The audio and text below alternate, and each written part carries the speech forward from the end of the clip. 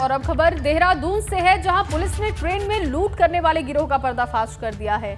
नशीला पदार्थ खिलाकर लूट करने वाले गिरोह के 3 आरोपियों को पुलिस ने गिरफ्तार किया है। इन आरोपियों ने पिछले महीने की 13 तारीख को भी एक युवक के साथ लूटपाट की थी। तो पिछले महीने एक युवक के साथ लूटपाट की गई थी। ट्रेन में लूट को अंजाम देने वालों पर शिकंजा पुलिस ने कसा है। लूट करने वाले गिरोह के 3 सदस्यों को गिरफ्तार किया गया है और नशीला पदार्थ खिलाकर लूट की वारदात को ये अंजाम देने का काम करते हैं। ट्रेन में लूट की वारदात पर लगातार पैनी नजर थी पुलिस की और देखिए 3 सदस्य गिरफ्तार किए गए हैं। कानपुर से विधायक उमेश कुमार ने कुंवर प्रणव सिंह चैंपियन पर निशाना साधा है। उमेश कुमार ने कहा कि चैंपियन सरकारी सुरक्षा लेने के लिए उन पर बेवजह ही गलत आरोप लगा रहे हैं। पत्रकार आदमी, हमसे किसी को क्या डर हो सकता है। उनकी सुरक्षा के संबंध में मैंने राज्यपाल और मुख्यमंत्री जी को भी अवगत करा दिया है कि ये परेशान है, इनकी सुरक्षा ना हटाएं, क्योंकि उनको लग रहा है कि वो पूर्व विधायक हो गए हैं तो पत्नी से, बेटे से, उनसे सुरक्षा हट जाएगी। तो कुछ तो आडंबर करना ही है और आडंबर के लिए वो जाने जाते हैं। और वहीं उत्तराखंड में मानसून को आए अभी हफ्ते भर का भी वक्त नहीं हुआ और अभी से बारिश लोगों के लिए परेशानी का सबब बनने लगी है।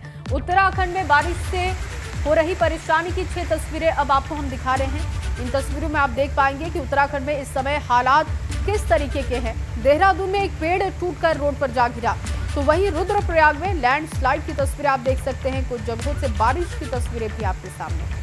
बड़कोट की तस्वीर, टिहरी, उत्तरकाशी, पिथौरागढ़ की तस्वीर आप देख रहे हैं। देखिए देहरादून और रुद्रप्रयाग की भी तस्वीरें आपकी टीवी स्क्रीन पर है। मानसून की दस्तक हो चुकी है, लेकिन हालात उसके बाद क्या है उसकी बानगी आप इन तस्वीरों में देख सकते हैं। तो उत्तराखंड में मानसून की बारिश ने आम लोगों की मुश्किलें बढ़ा रखी हैं। बारिश की वजह से एक तरफ नदियां उफान पर हैं, तो वहीं पहाड़ भी दरक रहे हैं।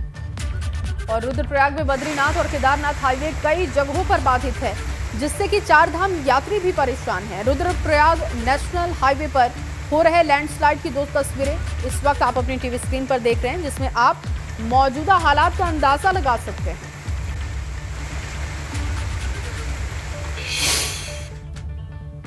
और वहीं रुद्रप्रयाग बारिश की वजह से लोगों की मुश्किलें लगातार बढ़ती हुई दिख रही है। बारिश की वजह से एक तरफ एक स्कूल में मलबा आ गया, तो वहीं दूसरी ओर बद्रीनाथ और केदारनाथ हाईवे मलबा आने की वजह से बंद है।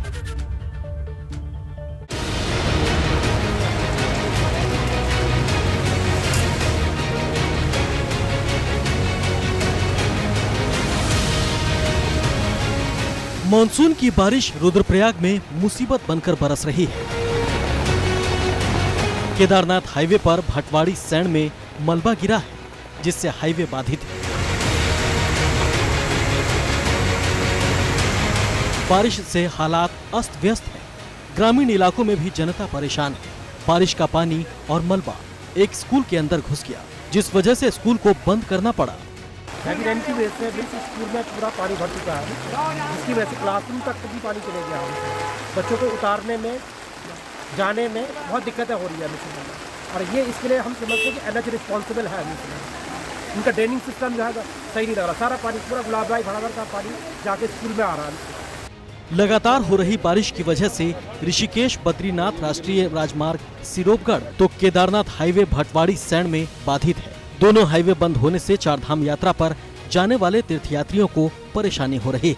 तिलवाड़ा मयाली घनसाली मोटर मार्ग पर पेड़ टूटकर गिर गए हैं, जिससे मार्ग बाधित है। एबीपी गंगा के लिए रुद्रप्रयाग से रोहित डिमरी की रिपोर्ट। देखिए बड़कोट में भारी बारिश की वजह से मोरी के मुख्य बाजार में मलबा आने की खबर मिल रही है। सड़क और मलबे की बात करें तो पूरे पत्थरों का ढेर देखा जा रहा है और बाजार में खड़े कई जो गाड़ियां हैं, वाहन हैं, वो भी मलबे में दबे हुए हैं। इस बात की भी खबर आ रही। तो मानसून के साथ पहाड़ों पर क्या स्थिति है, इसकी तस्वीरें आने लगी हैं।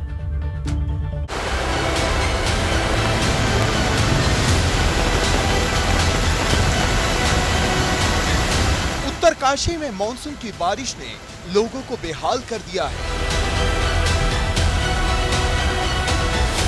मूसलाधार बारिश के बाद पानी के साथ मलबा बहकर आ रहा है, जिससे लोग दहशत में हैं। ये मलबा गांव की तरफ आने वाले रास्तों पर जमा हो गया है, जिससे आवाजाही में समस्या हो रही है।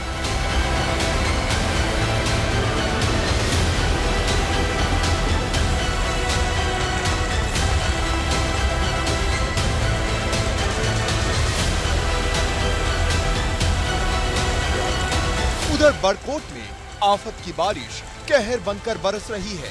तेज बारिश से भागीरथी का जलस्तर तेजी से बढ़ रहा है। बारिश इस कदर हुई कि मोरी मुख्य बाजार में मलबा आ गया।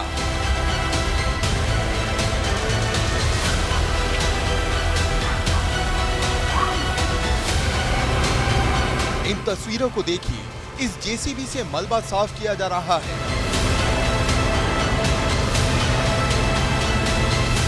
मुख्य बाजार में जहां तहां मलबा और पत्थर बिखरे हुए हैं। कुछ वाहन भी मलबे में दब गए हैं। ये सभी पत्थर बारिश के पानी के साथ बहकर आए हैं। घरों के आसपास पानी इस कदर बह रहा है मानो कोई नदी बह रही हो। एबीपी गंगा के लिए बड़कोट से नितिन चौहान के साथ उत्तरकाशी से दिग्वीर बिष्ट की रिपोर्ट। वीआईपी कल्चर को खत्म करने के लिए भले ही लाल बत्ती हटा दी गई हो, लेकिन वीआईपी कल्चर फिर भी खत्म नहीं हो रहा। गाजियाबाद से ऐसी तस्वीरें सामने आई हैं जो किसी को भी चुभ सकती हैं। ये तस्वीर है कैबिनेट मंत्री संजय निषाद की, जो एक झील का निरीक्षण करने पहुंचे। झील तक जाने के लिए रास्ता कच्चा था, जिस पर कीचड़ जमा था, जिसके चलते संजय निषाद को पैदल ही चलना पड़ा। लेकिन उनको ले जाने के लिए क्या तरीका अपनाया गया, इस रिपोर्ट में देखिए।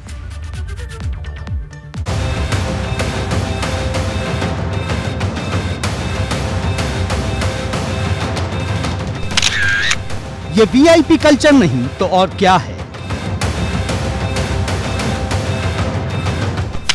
ये रसूख और सत्ता का दृश्य नहीं तो और क्या है। ये मंत्री बन जाने के बाद मजा नहीं तो भला और क्या है। फर्क है तो सिर्फ इतना कि मंत्री जी के पैरों के नीचे रेड कारपेट नहीं, बोरियां हैं। ये हैं निषाद पार्टी के अध्यक्ष और यूपी सरकार के कैबिनेट मंत्री संजय निषाद।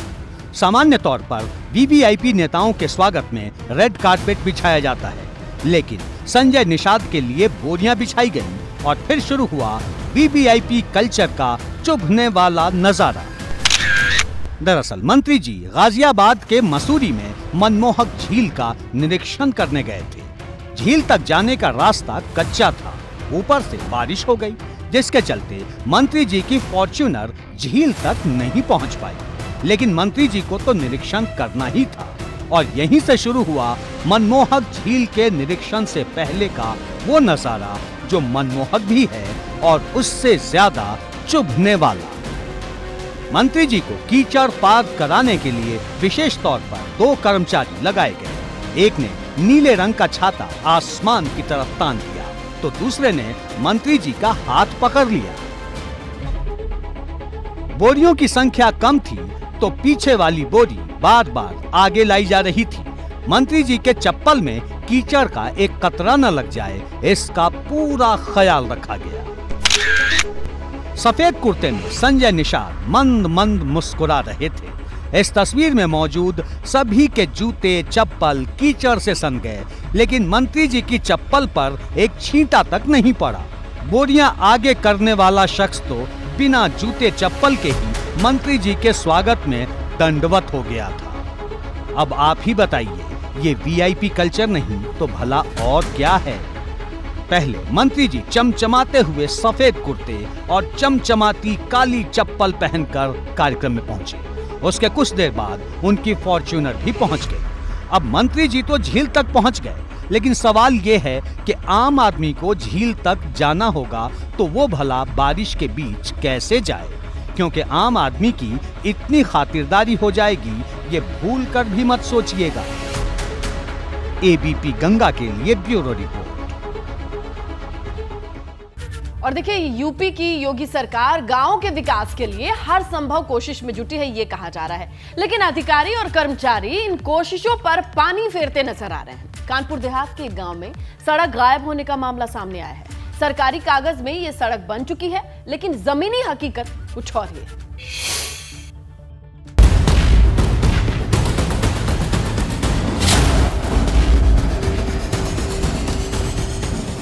अभी तक आपने रुपये पैसे साजो सामान चोरी होने की घटनाओं के बारे में सुना होगा, लेकिन क्या आपने सड़क चोरी होने के बारे में सुना है? जाहिर है ये सुनकर आपको हैरानी जरूर हो रही होगी, लेकिन हैरान करने वाला ये दावा कानपुर देहात के एक गांव खाला में किया गया है। 3 लाख रुपए की लागत से एक सड़क बनाई गई। हकीकत में इसका कोई नामो निशान नहीं है। गांव के लोग आज भी कच्चे रास्ते पर चलने को मजबूर हैं। सड़क कागजों पर तो है, लेकिन जमीन पर गड्ढे और धूल ही मिलेगी। जाहिर है ये भ्रष्टाचार का जीता जागता सबूत है। अधिकारियों की मिलीभगत से गांव का एक सड़क भ्रष्टाचार की भेंट चढ़ गया। कागजों में बनी सड़क कभी हकीकत में बनकर तैयार हुई भी नहीं थी। ऐसे में गांव के प्रधान ने इसके खिलाफ मोर्चा खोल दिया है। कुछ काम ऐसे भी पाए गए हैं जिनकी डीसी साहब जांच भी कर रहे हैं, जिन पे स्थल पे काम ही नहीं हुआ है, उनका भुगतान हो चुका है। आरोप है कि अधिकारियों ने सड़क बनाने का ठेका 2 फर्मों को दिया था, लेकिन सड़क बनने की जगह दोनों फर्मों ने अधिकारियों से मिलीभगत कर 3 लाख रुपए का भुगतान ले लिया। जब प्रधान संघ ने प्रशासन से इसकी शिकायत की तो अधिकारियों के हाथ पांव फूल गए और फौरन मौके पर जाकर जांच की कार्रवाई की गई, लेकिन वहां सड़क नहीं मिली। हाँ, मुझे भी जो और जिलाधिकारी मुख्य विकास अधिकारी महोदयों को भी संज्ञान में आया है और इसी कड़ी में हम लोग ये जांच कर रहे हैं और जांच में जो भी कमियां आएंगी तो इसके विरुद्ध जो दोषी होंगे उनके विरुद्ध कार्यवाही की जाएगी और धनराशि की वसूली की जाएगी तथा जो है इनकी अगर बहुत गंभीर शिकायतें मिलेंगी तो इनकी सेवाएं भी समाप्त की जाएंगी। मामला बढ़ने के बाद सड़क का टेंडर लेने वाले दोनों फर्म ने पैसे वापस कर लिए, लेकिन उन पर कोई कार्रवाई नहीं की गई। सवाल यह है कि आखिर बिना किसी जांच के पैसों का भुगतान कैसे कर दिया गया, जबकि सड़क को भ्रष्टाचार का दीमक खा गया था। Bureau report, ABP Ganga. और अब खबर बागपत से है, जहां बागपत के रटौल आम को देश दुनिया में जाना जाता है और यही वजह है कि इस रटौल प्रजाति के आमों का हर कोई दीवाना है। जब भी आम का मौसम आता है तो दूर दराज से लोग इसे खाने के लिए पहुंच जाते हैं और फिर चाहे वो नेता हो या फिर अधिकारी, हर कोई इस आम का दीवाना है।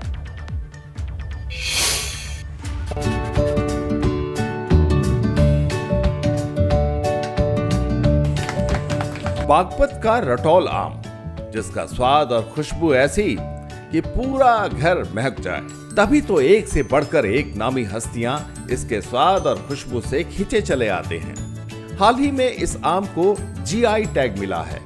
यही नहीं, लखनऊ में हुए आम महोत्सव में रटौल आम को पहला पुरस्कार मिला, जिसे खुद सीएम योगी ने दिया। इस खुशी में मैंगो फेस्टिवल का आयोजन किया गया। उद्यान विभाग की तरफ से हमारा नाम नॉमिनेट किया गया था। मुख्यमंत्री योगी आदित्यनाथ जी द्वारा लखनऊ में अवध शिल्पग्राम में आयोजित आम महोत्सव के दौरान प्रगतिशील किसानों को सम्मानित किया गया, जिसमें बागपत जिले से मेरा भी नाम शामिल किया गया है। मुझे खुशी है कि उत्तर प्रदेश सरकार आम के बागानों की जो किसान हैं उनकी तरफ भी ध्यान दे रही है। रटौल आम की कहानी भी निराली है। रटौल आम पर पाकिस्तान भी अपना हक जताता रहा है। असल में रटौल आम का जन्म बागपत में 100 साल पहले रटौल गांव में हुआ था, लेकिन बंटवारे के वक्त कुछ पौधे लोग यहां से पाकिस्तान ले गए थे। हिंदुस्तान का है, रटौल का है, रटौल उसके गांव का नाम है, इसलिए कोई भी मुल्क, कोई भी आदमी उसके लिए अपने लिए क्लेम नहीं कर सकता। अगर क्लेम करेगा तो वो झूठा है। और वो लोग भी जीआई के लिए उन्होंने अप्लाई किया है। अगर जरूरत पड़ेगी तो हम इंटरनेशनल कोर्ट ऑफ जस्टिस में भी इसका मुकदमा लड़ेंगे। पश्चिमी यूपी के कई इलाकों में रटौल आम की खेती खूब होती है। इस आम से लोग दिली मोहब्बत करते हैं। कई किसान तो ऐसे हैं जो सिर्फ निशानी के तौर पर इसे अपने बाग में लगाते हैं।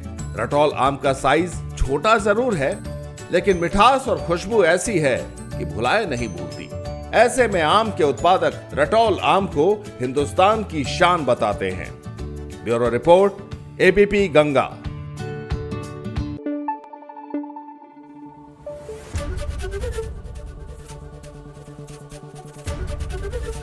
एबीपी गंगा, खबर आपकी, जुबान आपकी।